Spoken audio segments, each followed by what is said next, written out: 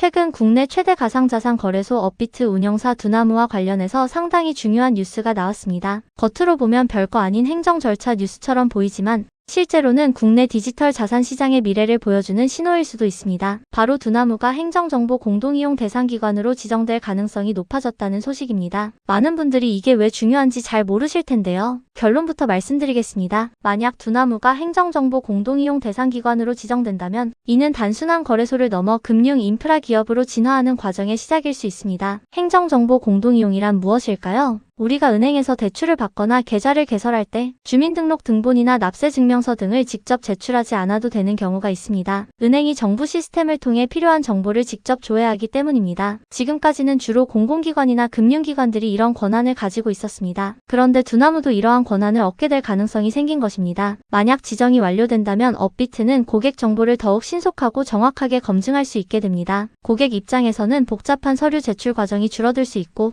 회사 입장에서는 인증 비용과 운영 비용을 절감할 수 있습니다. 하지만 더 중요한 것은 따로 있습니다. 최근 전 세계 금융시장에서는 디지털 자산과 전통 금융의 경계가 빠르게 사라지고 있습니다. 비트코인 ETF가 승인됐고 미국에서는 스테이블코인 법안 논의가 본격화되고 있습니다. 국내 역시 원화 스테이블코인과 디지털 자산 제도화가 빠르게 진행되고 있습니다. 이런 상황에서 거래소가 단순히 코인을 사고 파는 플랫폼에 머무르기는 어렵습니다. 결국 거래소는 금융 서비스 기업으로 발전해야 합니다. 그리고 금융 서비스 기업이 되기 위해서는 고객 확인과 자금 세탁 방지 체계가 매우 중요합니다. 이번 행정정보 공동이용 대상기관 지정 추진은 바로 이러한 방향성과 연결됩니다. 특히 최근 뉴스들을 함께 보면 더욱 흥미롭습니다. 네이버는 두나무 지분을 확대하고 있고 공정거래위원회는 네이버와 두나무의 결합에 대해 검토를 진행하고 있습니다. 여기에 두나무는 정부 행정정보 접근 권한까지 추진하고 있습니다. 이 세 가지를 따로 보면 작은 뉴스일 수 있습니다. 하지만 연결해서 보면 전혀 다른 그림이 보입니다. 과거의 두나무는 코인 거래소였습니다. 그러나 앞으로의 두나무는 디지털 금융 플랫폼으로 진화할 가능성이 있습니다. 그리고 네이버는 그 플랫폼을 확장시켜줄 거대한 사용자 기반을 가지고 있습니다. 물론 아직 확정된 것은 없습니다. 이번 지정이 곧 금융회사 라이선스를 의미하는 것도 아니고 네이버와의 합병을 의미하는 것도 아닙니다. 하지만 시장은 언제나 미래를 먼저 가격에 반영합니다. 그래서 투자자들이 이번 뉴스를 단순한 행정 절차가 아니라 금융 인프라 편입의 신호로 해석하는 것입니다. 앞으로 국내 디지털 자산 시장이 성장한다면 거래소는 단순한 거래 플랫폼이 아니라 금융의 새로운 관문이 될 가능성이 있습니다. 그리고 그 중심에 업비트와 두나무가 자리 잡게 될지 계속 지켜볼 필요가 있습니다.